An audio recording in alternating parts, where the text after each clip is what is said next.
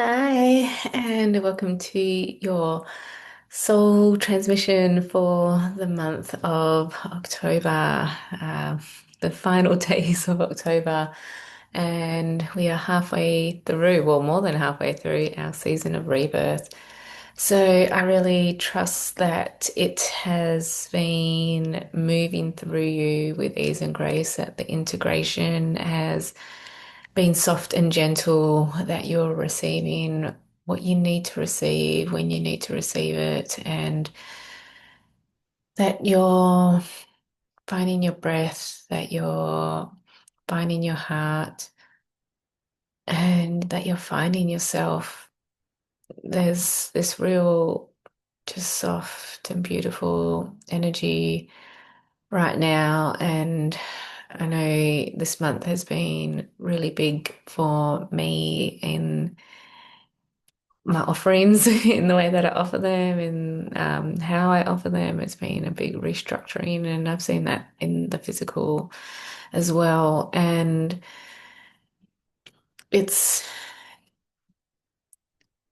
really feeling like the hardest part is over, and it's like it's smooth sailing from here, but also not so smooth sailing from here. It's like we're still going to be stretched, we're still going to be expanding more and more. And they're still going to be uncomfortable in that expansion, but it's you're going to continually return to your point of um, there's a few different points that you'll continue to return to, and that when we're on this spiral of healing, like in the downward spiral, it's that when you're revisiting that point, it's like, oh, I'm here again. Why does this keep happening? I'm never going to get out of this. And it's just, yeah, very victim consciousness, very fear-based. And then as you're moving through your soul's evolution on that upward scale, you're revisiting it from an expanded state. And it's like, oh, I'm here again. What do I need to learn this time? Where's the opportunity for growth?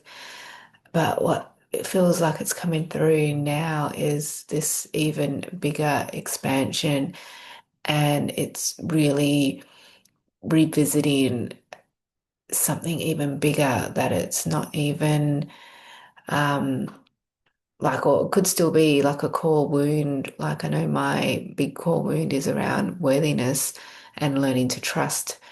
Um, but where I'm revisiting now is I guess my soul mission that I share with my daughter, my youngest daughter, which is, does love really conquer all? And it's like always the answer is yes, but um, moving through or seeing yet another layer of that and just how wide that scope is and seeing all of the gaps that come in that. And I feel like that's with the soul mission that that's what you're here for. That's what you can see. You can see those gaps, and it's something that only you can see because it's something that you have experienced on a soul level through so many different lifetimes. And it's something that you want to, you've got this idea of how to bring it all together, how you've experienced all of the good and all of the bad within that scope,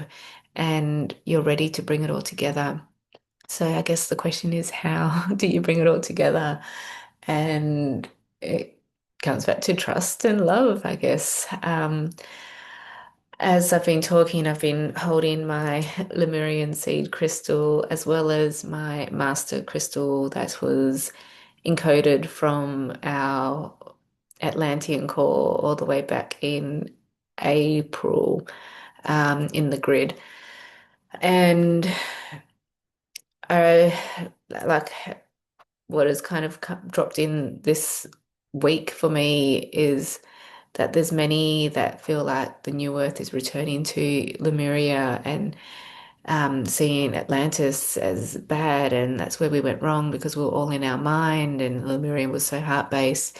Um, and a lot of the Atlantean wounds have been surfacing and getting cleared, and a lot of just coming to terms with how those actions have consequences. And but there was so much magic in Atlantis, and it was, yeah, it's just this beautiful golden touch. It just feels like the Midas touch, like everything that was touched turned to gold, but then something got skewed along the way. And it's like feeling, all the message that I received from a beautiful young client yesterday was that that golden touch can, or is, moving through these branches and solidifying our foundation in a much higher level. And that is going to allow us to traverse more of the universe, to go deeper into ourselves, into our intuition, and really trust ourselves to fly.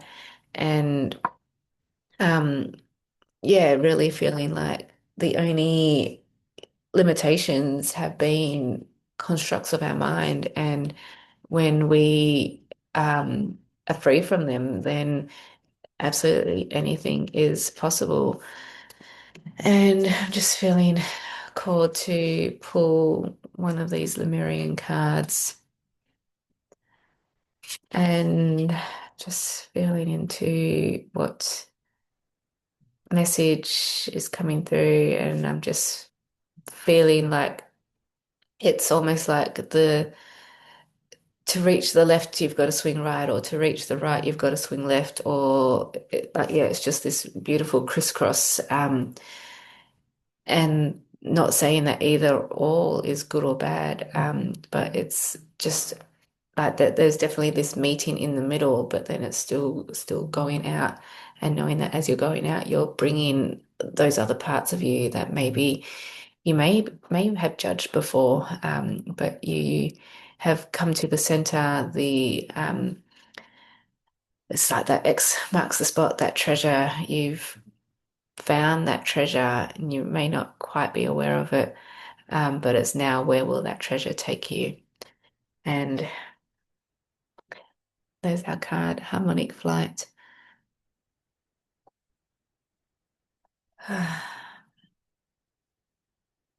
Really, really feeling that.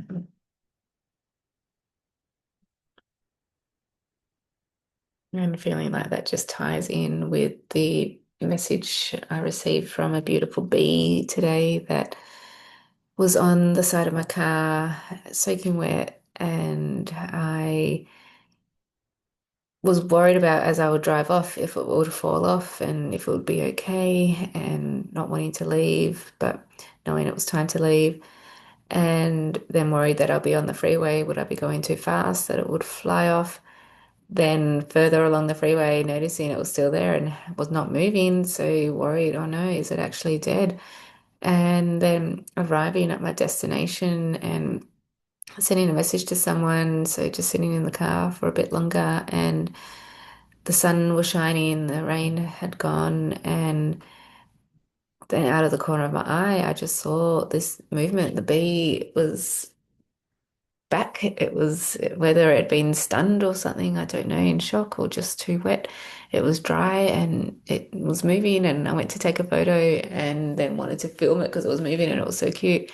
But then it took off because it was ready to go. And I feel like there's so many messages in that, in like for myself and for the collective. And I really have been noticing this shift in knowing I'm an experiential being, that I don't have to experience everything to understand it, that I trust that I've experienced all that I needed to experience to help myself and to help others, and to really enjoy my life, and that I don't need to experience any more suffering, that none of us need to experience any more suffering, that that experience is over.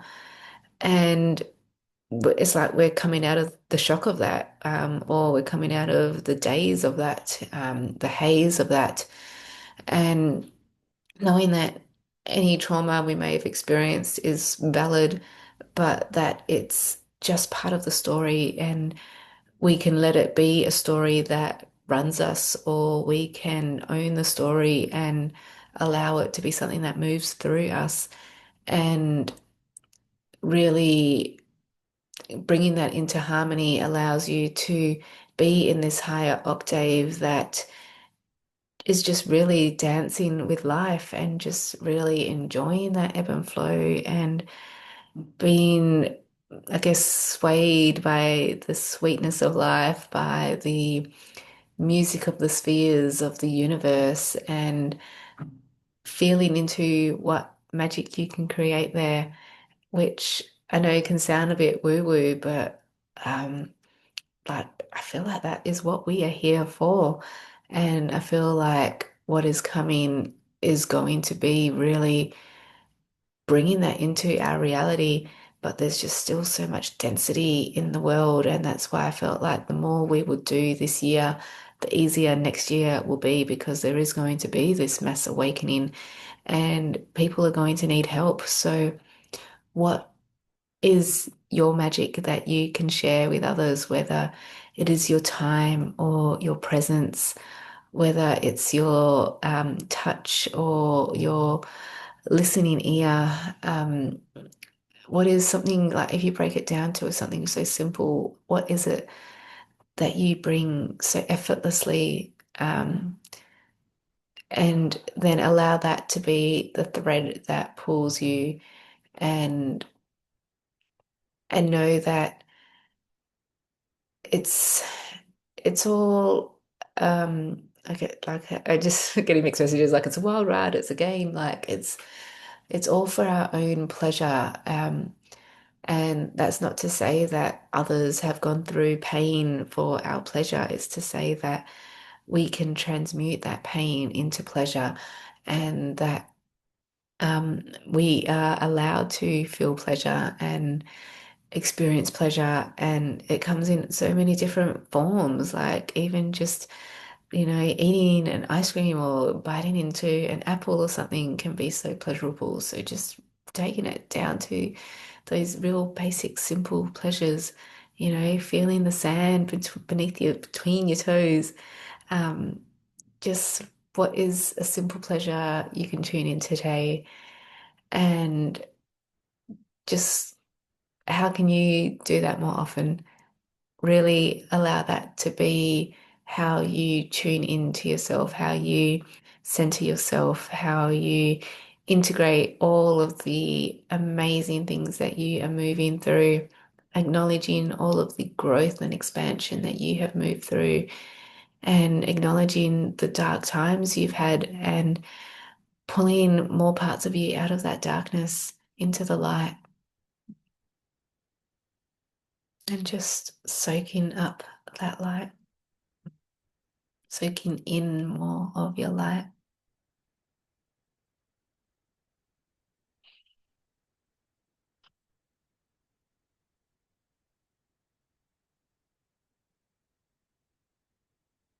And then just feel how that ripples out through you effortlessly, how you're not doing it, you're not sending it out intentionally, you're not trying to fix others, you're not trying to help others, you're just allowing yourself to receive and hold more light, which is most likely your own light. And it's that analogy of the overflowing cup, like allowing it to fill you up completely so that it flows out of you and it just flows out into the world. You don't need to control what it's going to do. You don't need to, um, yeah, it's like not trying to fix anyone or anything, like even trying to send it to any parts of the world. Like just allow it to be out there, and it will find its own resonance where it needs to settle. Allow the light to find itself.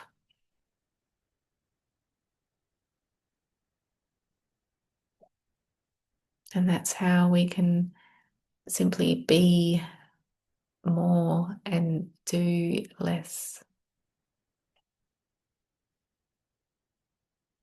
And just really feeling like that's going to be such a beautiful practice to continue because it feels like things are going to be ramping up in the 3D as we get closer to Christmas and the chaos on the roads and the shops and the buying of presents and gifts that we don't need to subscribe to that. We don't need to drop into that field, into that bandwidth, that we can stay above it. And not to say that we are above anyone, it is simply staying tuned into this higher bandwidth that is, I don't even know, like, I don't even want to name it. Like, is it 5D or is it 7D? It's just unity consciousness, Christ consciousness, it's love, all that is. And just allow that to constantly be what centers you, constantly pulling that into your center, into your heart space, into your solar plexus, into your womb or your hara space for the men, just into your points of love, of creation, of your own inner power.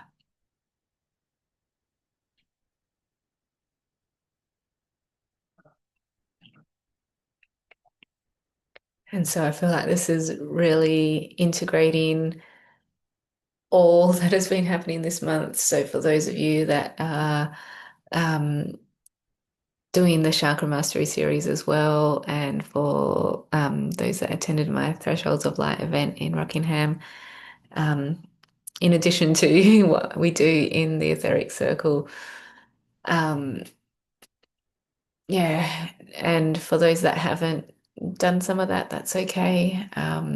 I still haven't listened to the replay or a few replays, so knowing I will get to it when I need to, knowing obviously as I facilitate it that I'm in the field and receiving what I need to at that moment in time, but that is part of me being connected to the collective and the universal mind, but knowing that there is something that my individual mind and my individual soul aspect needs as well, and trusting that I will find the time because we have so much time.